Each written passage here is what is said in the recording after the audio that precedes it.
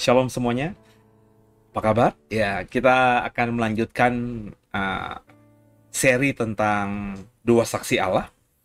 Dan ini adalah seri yang terakhir, saudara ya. Jadi seri ketujuh, ya, episode ketujuh dari dua saksi Allah. Dalam playlist di channel YouTube The Warriors ini ada 8 ya. Sebab satu pernah saya bikin seminar dan kemudian saya dalami dalam bentuk materi di membership dalam 7 episode ya. Dan kita sudah hampir 2 minggu ya tidak ketemu karena minggu lalu saya istirahatkan program ini karena ya bukan berduka ya, tapi saya badannya cukup lelah ya karena ada prosesi panjang ya. Ya saudara tentu tahu yang seluruh dengerin saya, orang tua saya dipanggil Tuhan. Jadi ada apa kayak fisiknya drop sekali ya. Ini baru 2 malam ini saya bisa tidur dengan enak.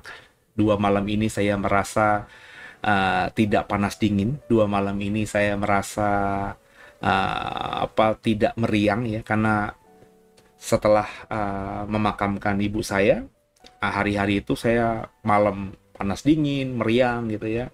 Terus juga kaki juga selalu kedinginan ya. Terus juga ya nggak enak lah badannya, capek mungkin ya, akumulasi selama ya mungkin saja selama ini saya rasa tidak kenapa-napa, tapi ya fisik saya, batin saya juga mungkin akumulasi, dan ketika itu lepas ya, saya bersyukur, saya bersuka cita karena orang tua saya meninggal dalam Tuhan. Terus baru dampaknya itu terasa ya. Jadi saya minta maaf, minggu kemarin saya tidak bisa siapkan materi untuk saudara. Dan hari ini adalah materi terakhir dari dua saksi Allah. Saya mendapatkan banyak pemahaman yang baru yang saya bagikan juga kepada saudara dalam episode sebelumnya. Pertanyaan saya selama ini, di kitab Wahyu kok nggak ada cerita soal rapture itu terjawab dalam materi dua saksi Allah ini. Di kitab Wahyu kok tidak dijelaskan misalnya kira-kira dengan jelas gitu ya, peralihan ya dari antikristus sebelum mengalami murka Tuhan, dan antikristus setelah mengalami murka Tuhan.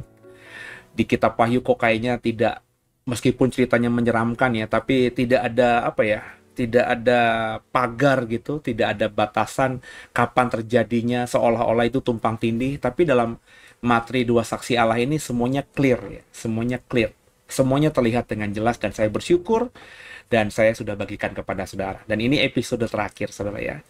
Jadi saya berharap saudara juga diberkati seperti saya diberkati, dan coba kita mendalami materi seri terakhir di seri ketujuh ini. Ya, kita akan belajar soal sebentar saudara ya. Oke ya, kita akan belajar soal dua saksi Allah ya, seri atau episode terakhir dari episode ke-7 ya. Ini kesimpulan di episode ke-6 yang lalu ya, 2 minggu lalu saya upload di membership ini, bahwa di materi itu saya menyimpulkan bahwa rapture dari cerita tentang dua saksi Allah di kitab Wahyu pasal 11 tentunya itu terjadi di akhir 7 tahun tribulasi. Jadi clear di materi sebelumnya bahwa gambaran kapan rapture, adakah rapture di kitab Wahyu itu terjawab, yakni ada di dalam Wahyu 11 dalam konteks dua saksi Allah. Dan rapture itu di dalam konteks dua saksi Allah terjadi di penghujung ya, atau di akhir dari masa tribulasi 7 tahun itu. Jadi yang kita bisa pelajari saudara, bahwa di dalam materi-materi dua saksi Allah ini ada fase tribulasi ya, yang saya sudah bagikan seminarnya juga di dalam seminar akhir zaman yang lalu, saudara ya. Tribulasi itu apa? Dan dalam masa tribulasi itu ada 7 tahun. Ya, 7 tahun waktu tribulasi. Dalam kitab Daniel atau nubuatan Daniel soal akhir zaman itu 1 kali 7 tahun terakhir. Ya. Itu ternyata 3,5 tahun sebelumnya atau 3,5 tahun awal itu adalah masa 2 saksi Allah atau masa kejayaan gereja, penginjilan akhir zaman, penuaian di akhir zaman. Kemudian 3,5 tahun terakhir adalah pemerintahan antikristus atas dunia ini, dan di ujung 7 tahun itu baru terjadi rapture ya. Jadi clear, jelas ya kapan terjadinya rapture dan bagaimana masa tribulasi itu dari kisah 2 saksi Allah saja. Itu yang saya bagikan di dalam materi episode ke-6 yang saya sudah upload 2 minggu yang lalu. Kalau rapture terjadi di penghujung akhir tribulasi, pertanyaannya, ada tidak orang Kristen yang tertinggal atau tidak mengalami rapture? Ya.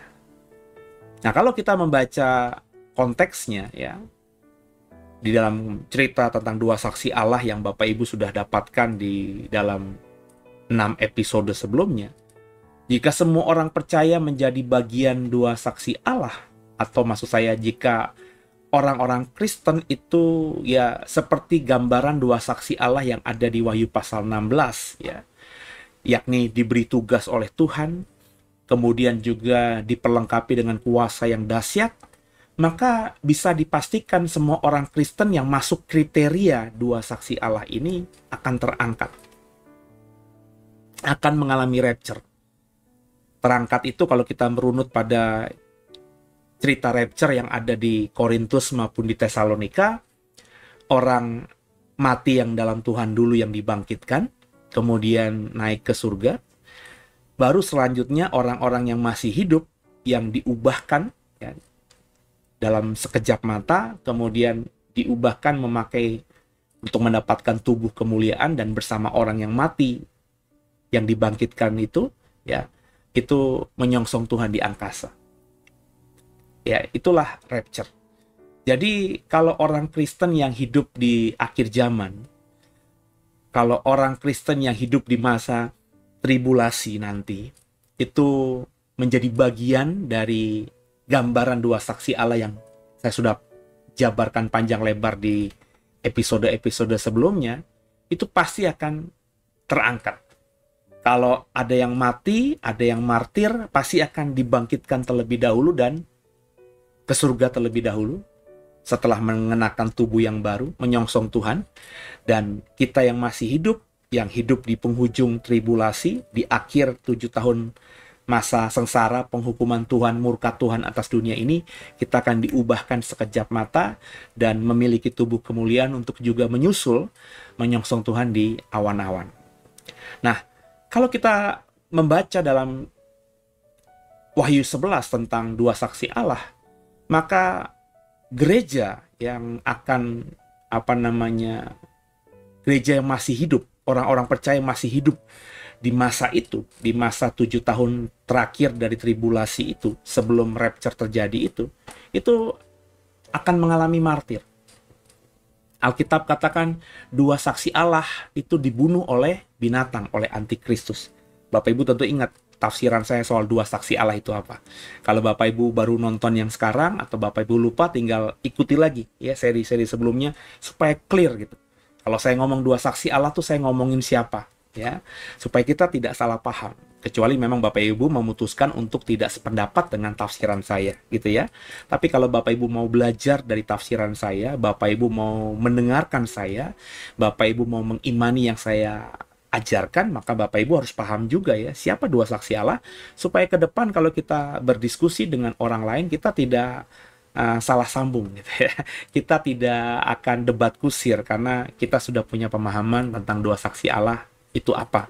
Nah, kalau kita ketemu orang Kristen yang punya pandangan berbeda soal 2 saksi Allah, maka cerita soal rapture, cerita soal tribulasi bisa berbeda di antara kita ya. Karena kita berdiri ya dengan pemahaman penafsiran yang berbeda. dan it's okay, nggak kenapa-napa ya. Tapi kalau gara-gara itu berdebat ya konyol gitu saudara ya. Nah, sekarang coba kita baca Wahyu 11 ayat 12 ya. Demikian firman Tuhan. Ini adalah Wahyu 11 ayat-ayat terakhir ya. Dan orang-orang itu tuh berarti orang-orang yang tidak menjadi bagian dari dua saksi Allah ya. Karena kan di ayat 11 ayat yang ke-10 dua saksi Allah itu kemudian dibangkitkan Tuhan ya. Dan orang-orang itu mendengar suatu suara yang nyaring dari surga berkata kepada mereka. Oh maafkan saya, orang-orang itu tuh berarti dua saksi Allah. Bagian dari dua saksi Allah. Sekali lagi menarik ini ya. Bahwa kita selalu berpikir dua saksi Allah itu adalah hanya Musa dan Elia atau Elia dan Henok ya. Tapi dalam penjabaran ayat 12 ini, dan orang-orang itu ya, ini kan kalau orang-orang itu seolah-olah bukan cuma dua orang tapi sekumpulan banyak orang, lebih dari dua ya. Jadi memang saya semakin yakin bahwa dua saksi Allah itu bukan bicara mengenai hanya dua, tapi dua itu adalah gambaran ya dari ya, kelompok Kristen yang sudah saya jabarkan di episode-episode sebelumnya. Dan orang-orang itu mendengar suatu suara yang nyaring dari surga berkata kepada mereka, naiklah kemari. Dua saksi Allah, orang-orang itu mendengar suara yang nyaring dari surga yang berkata, naiklah kemari. Lalu naiklah mereka ke langit. Rapture. Yang mati, yang martir dibangkitkan, yang hidup diubahkan. Mereka mendengarkan suara naiklah kemari, maka mereka semua naik ke langit, diselubungi awan. Ya. Persis ya. Seperti yang digambarkan misalnya dalam prosesi kenaikan Tuhan Yesus. Jadi memang kenaikan orang-orang atau yang disebut manusia itu ke surga itu persis seperti Yesus. Makanya Yesus dikatakan yang sulung. Ya. Diselubungi awan. Perhatikan baik-baik, disaksikan oleh musuh-musuh mereka. Jadi setelah rapture, saudara, ada yang tertinggal. Yang tertinggal siapa? Yang tertinggal adalah musuh-musuh mereka. Musuh-musuh dari dua saksi Allah. Musuh-musuh dari orang percaya. Musuh-musuh dari gereja. Mereka lah yang dikatakan oleh Wahyu 11 ayat 12 yang tertinggal.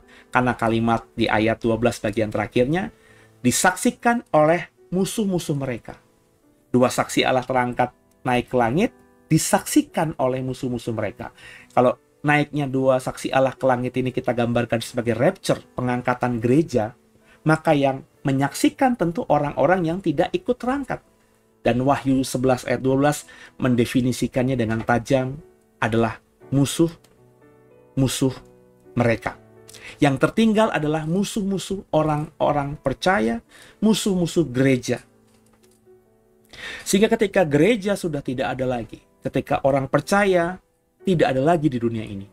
Terlebih sebelumnya, damai sejahtera sudah diambil, ya, di pembukaan materai kedua itu sudah tidak ada lagi di bumi ini. Roh Kudus sudah tidak ada lagi di bumi ini. Ya, orang-orang yang masih Kristen yang hidup di dunia ini ya punya iman kepada Yesus sebagai Tuhan bukan karena pertolongan Roh Kudus yang menolong mereka memahami, tapi memang sudah beriman dengan sungguh, sehingga meski Roh Kudusnya sudah diambil dan naik ke surga kembali, mereka tidak punya Roh Kudus lagi karena mereka sudah hidup di akhir zaman. Mereka tetap mempertahankan iman, dan karena itu mereka diberi kuasa oleh Tuhan, diberi tugas oleh Tuhan untuk menjadi dua saksi Allah. Nah, ketika gereja orang percaya sudah menyelesaikan tugasnya, sudah menyelesaikan karyanya di akhir zaman, setelah dua saksi Allah ini akhirnya selesai, dan dalam Wahyu 11 dibunuh oleh binatang, oleh antikristus, dan kemudian naik ke surga, rapture, maka dunia menjadi seperti neraka. Kenapa? Karena damai sejahtera sudah tidak ada, Roh Kudus sudah tidak ada, gereja orang percaya pun sudah tidak ada. Dunia menjadi nightmare, ya, mimpi buruk. Dunia mengalami mimpi buruk, ya. Wahyu 11 ayat 9-11, coba ayat sebelumnya kita baca. Dan orang-orang dari segala bangsa dan suku dan bahasa dan kaum melihat mayat mereka 3,5 hari lamanya, dan orang-orang itu tidak memperbolehkan mayat mereka dikuburkan, dan mereka yang diam di atas bumi bergembira dan bersuka cita atas mereka itu, dan berpesta dan saling mengirimkan hadiah. Karena kedua nabi itu telah merupakan siksaan bagi semua orang yang diam di atas bumi. 3,5 hari kemudian masuklah roh kehidupan dari Allah ke dalam mereka, sehingga mereka bangkit dan semua orang yang melihat mereka menjadi sangat takut. Ayat-ayat atau kalimat yang berwarna putih sudah saya paparkan. Sekarang coba kita fokus ke ayat yang saya kasih warna kuning. Dan mereka yang diam di atas bumi, yang bukan bagian dari dua saksi Allah, karena dua saksi Allah, yakni orang percaya dan gereja itu sudah mati. Ketika gereja, orang percaya, dua saksi Allah sudah mati, ya, mereka yang diam di atas bumi bergembira, bersuka cita atas mereka. Kematian gereja, kematian orang percaya disukacitakan oleh dunia. Membuat dunia bergembira, berpesta, saling mengirim hadiah. Sampai sebegitu ekspresi sukacita mereka karena gereja sudah mati, sudah dikalahkan. Karena dua nabi itu telah merupakan siksaan bagi orang yang diam di atas bumi. Kenapa? Karena gereja di akhir zaman, orang percaya di akhir zaman, dua saksi Allah itu bukan saja diberi tugas oleh Tuhan, tapi diberikan kuasa. Sehingga ya mereka berani memperkatakan apapun juga. Karena mereka punya kuasa. Sehingga orang-orang yang memusuhi mereka, orang-orang yang tidak percaya, yang bukan bagian dari dua saksi Allah, itu merasa tidak suka, merasa marah. Tapi mereka tidak bisa apa-apa kepada gereja saat itu. Sebab Alkitab katakan ketika mereka ingin melukai dua saksi Allah, mereka yang terluka. Ya, apapun yang mereka mau rencanakan pada dua saksi Allah, rencana itu yang terjadi atas mereka. Jadi kalau rencana itu rencana buruk, yang buruk justru yang terjadi kembali kepada mereka. Senjata makan tuan, itu bahasa saya. Jadi ketika gereja akhirnya kalah benar-benar, dalam bahasa Wahyu 11, dua saksi Allah itu mati, dunia bersuka cita, saling mengirim hadiah. Karena kehadiran gereja di akhir zaman itu membuat siksaan bagi mereka. Gereja menjadi musuh bersama. Dan sebelum dikalahkan, gereja itu merongrong mereka, menakuti mereka, menyeramkan bagi mereka. Dan ketika gereja akhirnya mati, kalah, orang percaya udah gak ada lagi, mereka bersuka cita. Nah, saudara kekasih Tuhan, bayangin kalau gereja akhirnya mati, orang percaya akhirnya tidak ada lagi. Ya, bagaimana dunia? Itu yang saya bilang, ya, dunia menjadi seliar-liarnya. Ya. Hari ini paling tidak kita menjadi pensyafaat. Gereja yang saya pimpin dan gereja yang benar yang saya tahu, itu dalam ibadahnya pasti bersyafaat buat dunia ini. Pasti bersyafaat paling tidak buat bangsa dan negaranya. Dengan melepaskan berkat agar Indonesia diberkati, damai sejahtera, dunia diberkati, dunia damai sejahtera. Dan dunia bisa diberkati, dunia bisa damai sejahtera sampai detik ini. Saya percaya itu karena doa-doa kita juga. Dan ketika akhirnya tidak ada lagi yang mensyafaati dunia, tidak ada yang lagi berdoa syafaat bagi dunia ini, bagi orang yang bukan percaya, maka dunia akan kehilangan pendoa syafaatnya. Gereja tidak lagi ada yang membackup secara roh. Ya, jadi apa artinya, saudara? Ya, dunia menjadi seliar-liarnya. Yang jahat tidak bisa dikontrol, semakin merajalela. Sesuatu yang tidak baik akan berkuasa atas dunia. Kenapa? Karena yang baik dan yang mendoakan agar dunia baik itu sekarang tidak ada lagi di dunia ini. Ini mengerikan, saudara. Ini yang saya katakan, dunia saat itu tanpa Roh Kudus dan gereja. Roh Kudus sudah diambil, ya, dan gereja juga sudah rapture. Kalau gereja orang percaya sudah tidak ada lagi di dunia, maka dunia itu tanpa terang dan garam. Karena Tuhan Yesus, Tuhan kita berkata kepada kita, kamu adalah terang dunia. Kamu adalah garam dunia. Ketika kita yang menjadi terang dan garam bagi dunia sudah nggak ada lagi, maka dunia menjadi gelap gulita. Dan dunia menjadi hambar. Dunia menjadi, bahasa saya tadi, penuh dengan malapetaka. Liar seliar-liarnya. Tidak ada yang bisa mengendalikan. Semua orang hidup dengan kekuatannya sendiri. Ya, manusia membunuh manusia, manusia menyakiti sesama, manusia menghancurkan dunia, alam menghancurkan manusia. Itu yang kita bisa baca di mana? Di dalam kitab Wahyu. Karena penghakiman Tuhan, murka Tuhan juga terjadi pada momen-momen itu. Dunia tanpa damai hari itu.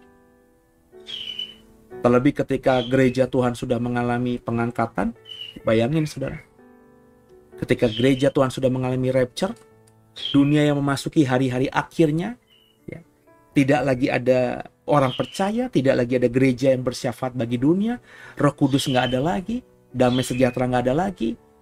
Di waktu yang bersamaan, dunia terus dihukum Tuhan oleh murka Tuhan yang luar biasa. Dalam bahasa kitab Wahyu, cawan murka Allah yang tiada ampun dituangkan atas dunia ini. Maka dunia benar-benar mengerikan. Wahyu 11 ayat 9-11, coba kita baca. Pada saat itu, habis rapture terjadi. Terjadilah gempa bumi yang dahsyat dan 1/10 bagian dari kota itu rubuh. Dan 7.000 orang mati oleh gempa bumi itu, dan orang-orang lain sangat ketakutan, lalu memuliakan Allah yang di surga. Saudara perhatikan baik-baik, terjadilah gempa bumi yang dahsyat dan 1/10 bagian dari kota itu rubuh. Ya, jadi setelah rapture terjadi, ada gempa bumi yang dahsyat. Dan 1/10 bagian dari kota itu rubuh. Dulu saya menafsirkan kota itu adalah Yerusalem. Bisa saja Yerusalem. Banyak juga hamba Tuhan yang menafsirkan itu Yerusalem. Tapi dalam materi episode tentang dua saksi Allah ini, kota itu adalah alegoris atau gambaran, ya, dari apa? Simbol dari apa? Dari dunia. Sebab kota itu dalam bahasa Wahyu 11 itu disebut Sodom dan Mesir. Ya. Sodom dan Mesir itu kan gambaran dari dunia yang rusak, benar saudara ya. Dan juga tempat Tuhan disalibkan, dulu saya pikir Yerusalem, tapi Tuhan disalibkan di bumi ini. Maka saya menafsirkan sekarang ini kota itu adalah gambaran atau simbolik dari dunia ini. Jadi kalau dikatakan dalam Wahyu 11 ayat maafkan saya, ini ayat 12 ya. Coba saya ubah dulu saudara. Ya, saya jadi teringat ini bukan ayat. Oke, ini begini benarnya. Oke. Sebentar, saudara. Nah, jadi saudara tahu ya, ini materi saya yang buat sendiri nih. Jadi karena saya yang buat sendiri, kalau ada typo ya saya pasti paham ya. Jadi 1/10 dari kota itu saya gambarkan simbolik dari dunia. Jadi 1/10 dunia hancur. Gempa bumi yang dahsyat. Bayangin saudara, kalau 1/10 dari Yerusalem aja hancur itu sudah mengenaskan, ya apalagi kalau 1/10 dari dunia hancur. Terus kalimat berikutnya 7.000 orang mati oleh gempa bumi itu. Ya, kalau 1/10 dunia hancur, yang mati cuma 7.000 kayaknya impossible. Ya, karena gempa bumi yang diiringi tsunami yang pernah terjadi di Indonesia di sekitar tahun berapa ya, 90-an itu ya. Itu 2000 ya, saya lupa, yang di Aceh itu aja ratusan ribu orang mati ya, akibat efek dari gempa yang terjadi di luar di laut Sumatera, dan kemudian dampaknya tsunami yang menghajar Aceh terutama dan Sumatera lainnya gitu ya, ratusan ribu. Belum sampai yang di luar negeri, di Phuket sana ya, di Thailand, sampai di Jepang juga kan mengalami dampak dari tsunami Aceh saat itu. Ya, jadi 7.000 orang juga saya menafsirkannya simbolik, bukan 7.000 literal, bukan hanya 7.000 yang mati, tapi 7.000 ya gambaran orang yang mati banyak, saudara. Jadi kehancuran dunia itu terjadi gara-gara habis rapture. Selain diakibatkan gempa bumi, ya tentu dengan rapture-nya orang-orang yang ada di bumi ini, itu kan menjadi chaos, saudara. Ya, karena orang-orang percaya yang mempertahankan iman di zaman kekuasaan antikristus itu yang masih hidup, ya tentu mereka ya beraktivitas dan seterusnya. Mungkin ada yang bisa menguasai lagi menjadi misalnya pilot ya, dengan mereka berhikmat, mereka bisa menyembunyikan identitas mereka mungkin. Nah, kemudian ketika mereka rapture, ya pesawatnya hancur. Tapi tafsiran saya soal rapture sudah berubah karena uh,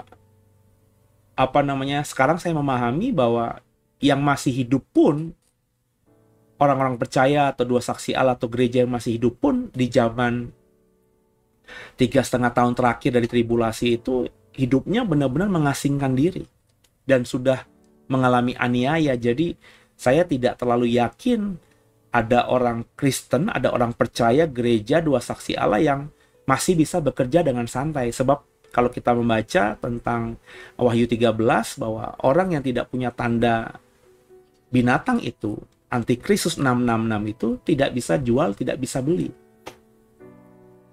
Jadi memang kehancuran dunia bukan semata berakibat karena ada orang-orang Kristen yang rapture, tapi diakibatkan karena gempa bumi, bencana alam.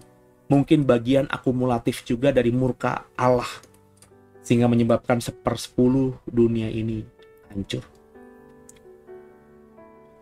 Ya, coba kita lihat lagi, saudara. Ya, ini juga kesalahan tipe, saudara. Ya. Ini mestinya ayat 12 lagi. Oke, saudara. Ya. Pada saat itu terjadilah gempa bumi yang dahsyat dan 1/10 bagian dari kota itu rubuh dan 7.000 orang mati oleh gempa bumi itu. Dan perhatikan baik-baik kalimat yang berwarna merah ini. Orang-orang lain sangat ketakutan lalu memuliakan Allah yang di surga. Jadi ada kalimat orang-orang lain sangat ketakutan lalu memuliakan Allah di surga. Kita sudah membaca, sudah menghubungkan tadi bahwa orang-orang yang menyaksikan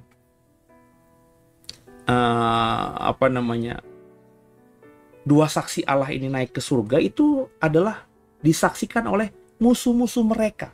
Kalimat dalam kitab Wahyu 11 itu begitu.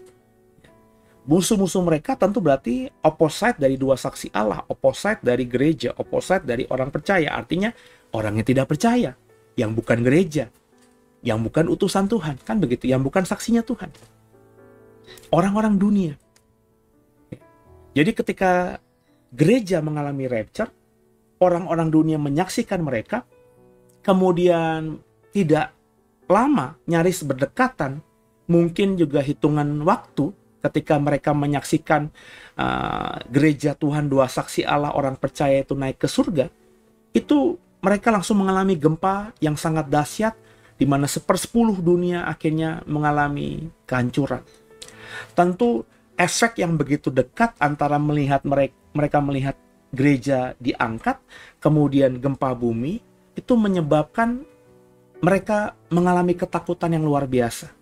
Bayangin, orang-orang percaya gereja dua saksi Allah yang mereka sudah bunuh, sudah mati, bangkit lagi, kemudian naik ke surga, naik disaksikan, ditutup oleh awan-awan akhirnya, kemudian juga dalam konteks rapture ada orang-orang percaya yang masih hidup, terus tiba-tiba juga diubahkan tubuhnya dan naik ke surga ditutupi awan-awan. Gak lama kemudian tempat mereka berpijak mengalami gempa dan mereka saksikan di mana-mana dan ada berita 1/10 dunia hancur. Itu membuat mereka ketakutan. Gak mungkin menyaksikan semua tadi dengan logika sehat, mereka tidak ketakutan. Semuanya ketakutan lalu memuliakan Allah yang di surga. Ya, saya kasih bahasa ada pertobatan, tapi pertobatannya tanda kutip. Apakah ini pertobatan? Apakah mereka yang ketakutan, musuh-musuh orang percaya, musuh-musuh dua saksi Allah yang menyaksikan dua saksi Allah ke surga terus mengalami gempa dan mendapatkan berita 1/10 dunia hancur, itu ketakutan lalu memuliakan Allah? Apakah ini disebut pertobatan? Apakah pertobatan itu syaratnya hanya orang-orang yang memuliakan Allah? Apakah orang-orang yang memuliakan Allah itu adalah orang-orang yang bertobat? Belum tentu. Memuliakan Allah itu ngerti nggak saudara ya? Ya hanya lip sync aja. Tuhan luar biasa ya. Puji Tuhan. Haleluya. Alhamdulillah. Itu memuliakan Tuhan semuanya. Ya. Dapat sesuatu, puji Tuhan, Tuhan baik. Apakah ini tanda orang bertobat? Kadang-kadang lip sync aja. Ya. Kata-kata itu menjadi kata-kata yang tidak bermakna sama sekali, cuman keluar aja ya, tanpa benar-benar diimani ya makna terdalam dari kata-kata yang diucapkan orang-orang itu. Ya mereka habis melihat gereja terangkat terus gempa bumi ya. Ya mereka ketakutan, dan otomatis mereka yang ketakutan ini akan seolah-olah memuliakan Allah. Ya. Ya, perhatikan aja setiap ada bencana alam terjadi, itu banyak orang yang ikut membantu.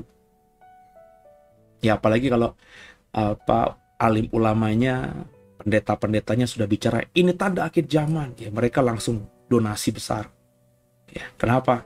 Ya, karena mereka berpikir kalau nanti hari ini benar harinya Tuhan mereka mati, mereka sudah memberi, ya mereka pasti dosanya dihapuskan, ya. Karena sudah memberi, dosa mereka diampuni. Ya mungkin mereka berpikir begitu, tapi ketika ditunggu seminggu kok bencana alamnya selesai, malah berhenti, sebulan, setahun, ya mereka hidup lagi dalam kegilaan mereka dengan dunia.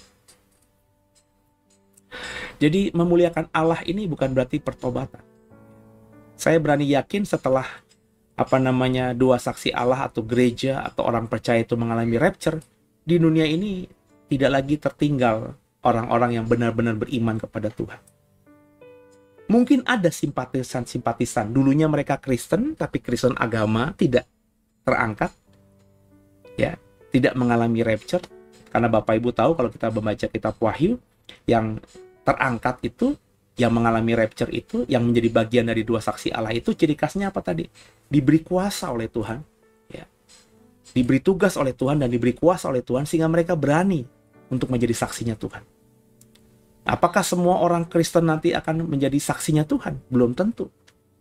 Jadi orang-orang yang mengaku Kristen tapi tidak mau menjadi saksinya Tuhan, berarti artinya mereka tidak diberi tugas dan tidak diberi kuasa oleh Tuhan. Artinya Tuhan tidak menganggap mereka adalah bagian dari dua saksi Allah. Kalau saudara adalah bagian dari dua saksi Allah, kalau hidup di akhir zaman itu, maka saudara diberi tugas oleh Tuhan dan diberi kuasa. Dan gara-gara kuasa itu saudara berani untuk bersaksi. Dan resikonya saudara mati martir. Kalaupun masih hidup dengan susah payah di zaman pemerintahan antikristus itu. Dan ketika kita akhirnya mengalami rapture, ya, orang-orang bersuka cita. Ya. Ketika kita mati, orang-orang bersuka cita. Ketika kita mengalami rapture, mereka ketakutan. Kok mereka yang sudah suka cita karena gereja mati, gereja kalah, tapi gereja dibangkitkan Tuhan kembali dan naik ke surga. Mereka jadi ketakutan. Ketakutan, refleks aja mereka. Haleluya. Terpujilah Tuhan. Tapi itu hanya kata-kata karena mereka berpikir, ya, apalagi ada malapetaka ya, supaya mereka ya diselamatkan dari itu. Tapi bukan dalam hati dan kesungguhan memuliakan Allah dengan benar. Sekarang banyak kalau saudara orang berkata shalom, orang berkata puji Tuhan, orang berkata haleluya, orang berkata alhamdulillah, itu udah kayak refleks aja. Tidak menjadikan mereka orang yang beriman gara-gara itu. Makanya ada pertobatan. Nah, menjadi manusia yang jika bertahan terhadap murka Allah, jadi selama tribulasi, murka Allah itu mereka bertahan, mereka masih hidup, ya, sampai dengan akhir 7 tahun itu, ya, mereka selamat dari murka Allah. Kemudian nanti setelah tribulasi ada perang Harmagedon. Dan dalam perang itu Alkitab mengatakan, kalau Bapak Ibu membaca di kitab Wahyu, bahwa semua musuh Allah akan dibinasakan, dibunuh. Dan tetap ada orang-orang yang bertahan, ya, orang-orang yang tidak binasa, baik dalam penghukuman murka Allah maupun dalam perang Harmagedon. Mereka lolos, mereka hidup, ya. Mungkin saja mereka diberikan kesempatan hidup karena mereka mulai punya kebiasaan memuliakan Allah dalam kurun waktu yang pendek itu, di akhir zaman itu. Nah, mereka-mereka ini yang masih diberikan Tuhan nafas ini akan menjadi manusia yang nantinya masuk ke dalam kerajaan 1000 tahun dengan darah dan daging. Ya. Tapi apakah sedikit? Ya sedikit. Jauh lebih banyak orang-orang yang tidak mengalami rapture yang akan dibunuh karena mengikuti antikristus. Mereka melihat fenomena gereja dibangkitkan, gereja naik ke surga. Mereka melihat fenomena bahwa ada gempa bumi setelah gereja diangkat ke surga. Mereka tetap tidak takut kepada Tuhan dan tidak memuliakan Allah. Mereka tetap bersungut-sungut dan bahkan misuh-misuh sama Tuhan. Marah-marah sama Tuhan. Mereka pasti akan dibinasakan. Kalau tidak dibinasakan oleh murka Allah, cawan murka Allah di kitab Wahyu, ya nanti dibinasakan karena mereka otomatis akan mengikuti binatang atau antikristus, dan antikristus nanti akan dikalahkan oleh Tuhan Yesus dengan pasukan kudusnya dalam perang Harmagedon menurut Wahyu pasal yang ke 19 atau 16 gitu. Dalam perang Harmagedon itu. Ya. Tapi ada orang-orang yang ketika melihat gereja terangkat, kemudian juga dunia sepersepuluhnya hancur karena gempa bumi itu, mereka akhirnya berpikir, ini pasti ada hubungannya dengan orang-orang Kristen yang kemarin kita tahu sudah mati dan bangkit lagi dan naik ke surga. Tuhan mereka benar. Mereka mulai memuliakan Allah. Tapi nggak ada lagi pertobatan di situ. Kenapa? Roh Kudus nggak ada. Pertobatan mereka tuh pertobatan tanda kutip. Kenapa? Karena dilandasi dengan landasan yang dasar, yang sama, yakni ketakutan. Ketakutan bahwa mereka akan mati. Karena cawan murka Allah, karena gempa bumi tadi. Tapi bukan dilandasi dengan iman yang benar. Tapi Alkitab mengatakan dalam Wahyu 11 ayat 12, mereka memuliakan Allah yang di surga. Nah, akhirnya mereka lolos dari murka Allah karena ini. Mereka lolos dari cawan murka Allah karena ini. Ya, mereka lolos dari kehancuran 1/10 dari dunia ketika dua saksi Allah naik ke surga karena ini. Pokoknya mereka selamat dari tribulasi itu. Mereka akhirnya masuk dalam kerajaan 1000 tahun nantinya. Sebagai apa? Sebagai darah dan daging. Mereka akan hidup 1000 tahun lamanya. Kawin mengawinkan sepanjang usia itu. Mereka akan hidup diberkati luar biasa di zaman kerajaan 1000 tahun itu. Tapi mereka ini tidak otomatis selamat. Ya. Karena di dalam konteks Wahyu 11 sampai dengan Harmagedon, itu yang namanya dua saksi Allah yang sudah naik ke surga, gereja yang sudah naik ke surga, meskipun mereka tidak ada yang menginjil, antikristus juga tidak memusuhi mereka.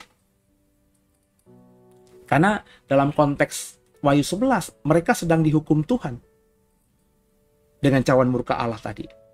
Antikristus lagi berkuasa atas mereka dan mereka punya pemimpin antikristus. Ya.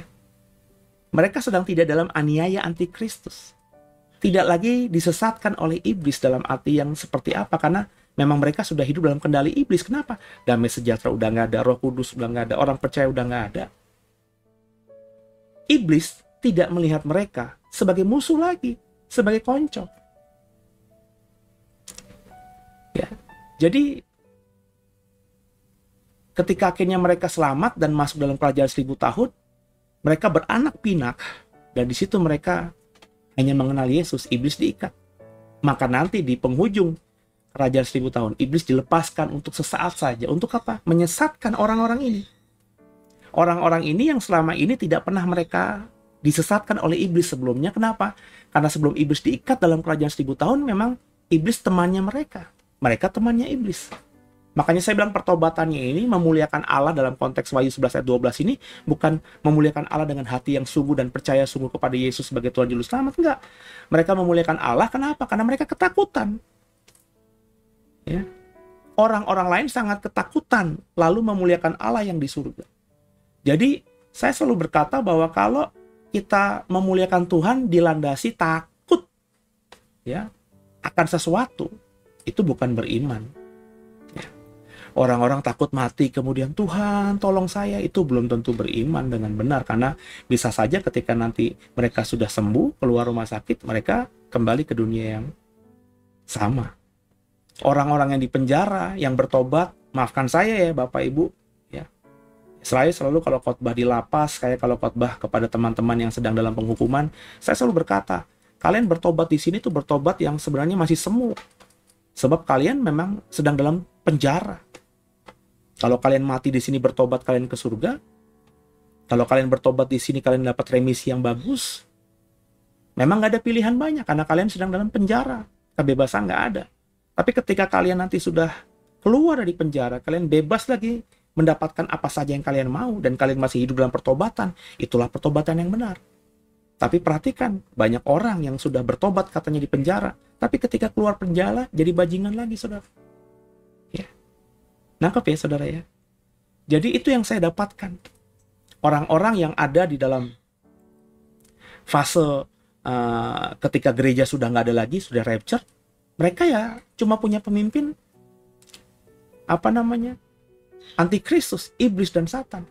Mereka memuliakan Allah itu ya karena mereka takut aja bahwa meskipun mereka hormat sama iblis, tapi ini lagi ada Allah yang menghukum mereka. Jadi mereka memuliakan Allah ya ketika dalam keadaan seperti itu, bukan benar-benar percaya.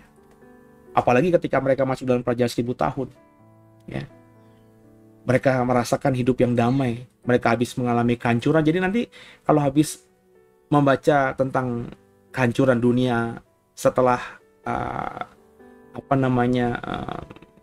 antikristus berkuasa, terus nanti masuk dalam kerajaan 1000 tahun tuh dunia kayak diputar 180 derajat. Dunia yang tadinya gimana gitu, hancur-hancuran, dalam kerajaan 1000 tahun dipulihkan Tuhan luar biasa. Dan iblis tidak lagi ada. Sebelum kerajaan 1000 tahun, iblis konco mereka. Iblis tidak pernah menyesatkan mereka. Tapi nanti setelah akhir dari kerajaan 1000 tahun, iblis akan menyesatkan mereka, mempengaruhi mereka. Mereka selama ini tidak pernah digoda oleh iblis. Kenapa? Karena mereka sudah mengikuti iblis dengan sendirinya.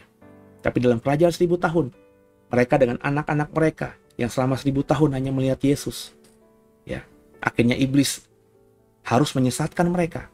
Karena ketika iblis dilepaskan di akhir kerajaan 1000 tahun, iblis tidak punya masa, iblis tidak punya pengikut. Dan baru kelihatanlah ketika mereka disesatkan iblis dan mereka mau tersesat, maka artinya mereka bukan hidup dalam pertobatan. Ada nggak ya tetap memegang atau percaya kepada Yesus? Ada nggak ya tetap memuliakan Allah? Bisa saja ada. Tapi menurut saya sih tidak banyak. Kenapa? Ya karena kita saja yang ada Roh Kudus hari ini masih berkarya. Kita bertobatnya susah, apalagi Roh Kudus sudah nggak ada lagi gitu. Itu logikanya aja. Kita hari ini aja yang banyak teman-teman Kristen kita yang masih mengingatkan kita, mengenalkan Yesus aja, kita nggak bertobat-bertobat. Hari ini saja banyak pendeta yang khotbah-khotbahnya bisa kita tonton di YouTube dengan mudah, dengan gratis, dengan murah lah kalaupun bayar. Itu kita tidak tonton, apalagi nanti. Ya, apalagi nanti, saudara. Jadi ketika akhirnya iblis di akhir kerajaan 1000 tahun dilepaskan, iblis akan berusaha menyesatkan mereka sebanyak mungkin. Ya. Dan mereka yang memang pada dasarnya tidak beriman dengan sungguh, apalagi mereka yang lahir dalam kerajaan 1000 tahun, tumbuh dengan kesadaran akhirnya melihat Yesus bertahta di Yerusalem dan dunia baik, mereka tidak pernah mengalami apapun juga. Ya mereka percaya kepada Tuhan karena memang kondisinya seperti itu. Makanya ketika iblis dilepaskan dan iblis tahu itu saatnya terakhir, dengan menyesatkan yang luar biasa, mereka yang tidak benar-benar bertobat dengan sungguh, yang tidak benar-benar menghargai 1000 tahun kasih karunia yang diberikan Tuhan kepada mereka untuk bisa mengenal Tuhan dengan sendiri ya, tanpa bantuan Roh Kudus lagi, mereka tidak lakukan, ya mereka akan disesatkan akhirnya. Nah, kekasih Tuhan, biji mata Tuhan. Jadi keadaan dunia pasca 2 saksi Allah adalah hancur lebur. Pokoknya setelah gereja rapture, setelah orang percaya rapture, ketika 2 saksi Allah akhirnya naik ke surga, keadaan dunia pasca itu akan mengalami kehancuran. Ya. Karena dunia dikuasai oleh antikristus, dan dunia yang dikuasai antikristus saat itu sedang dalam penghukuman cawan murka Allah. Maka orang-orang di situ gak punya pilihan. Ya mereka, kalau mereka selamat atau mereka ngeri atas apa yang terjadi dan mereka sadar itu campur tangan Tuhan, mereka memuliakan Allah. Ada yang selamat. Selamat berarti masuk dalam kerajaan 1000 tahun. Kalau tidak, bahkan ketika mereka memuliakan Allah pun, mereka tidak memuliakan Allah dengan sungguh. Ya, mereka melandasi memuliakan Allahnya karena ketakutan, karena murka itu. Maka hari ini saudara, jangan memuji Tuhan hanya karena kau ingin lepas dari malapetaka. Jangan hanya kau ingin sembuh, jangan hanya kau ingin kaya, jangan hanya kau ingin diberkati, maka kau memuliakan Tuhan. Memuliakan Tuhan itu pada dasarnya bagus, tapi lebih bagus kalau didasari dari motivasi yang benar. maka hati ini harus bersih. Jadilah orang Kristen di akhir zaman yang punya iman yang benar. Memuliakan Tuhan, memuji Tuhan lewat mulut lidah kita dan hati kita dengan dasar yang benar. Jangan jadi orang Kristen yang kayaknya mengekspresikan iman, tapi sebenarnya punya maksud tersembunyi. Jadilah orang Kristen yang tulus, jangan munafik. Semoga diberkati saudara. Ya, saya sudah menyelesaikan 2 saksi Allah ini secara utuh. Ya. Saya berharap semua diberkati lewat 7 episode tentang 2 saksi Allah ini. Dan kalau diberkati, boleh kenalkan kepada yang lainnya yang belum menjadi member untuk ikut join jadi member agar bisa belajar banyak. Ya. Nanti dalam episode minggu depan kita akan berarti masuk dalam topik yang baru, bukan lagi 2 saksi Allah, dan pastinya itu akan semakin seru.